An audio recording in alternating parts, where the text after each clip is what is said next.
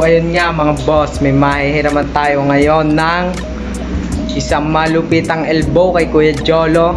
And testing lang natin tong nabili kong mura lang na pipe. Kumbagay hindi naman kamahalan, hindi din kamurahan. Talagang budget mi lamang. Kung tutusin, testing lang natin to mga boss ngayon. Titingnan natin kung anong tunog nito sa ating alaga. Yan.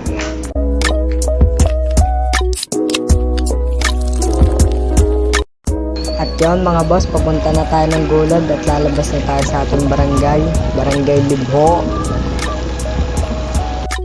Nandito na tayo mga boss, kasama natin si Derek at saka si Boss Toti. Yan.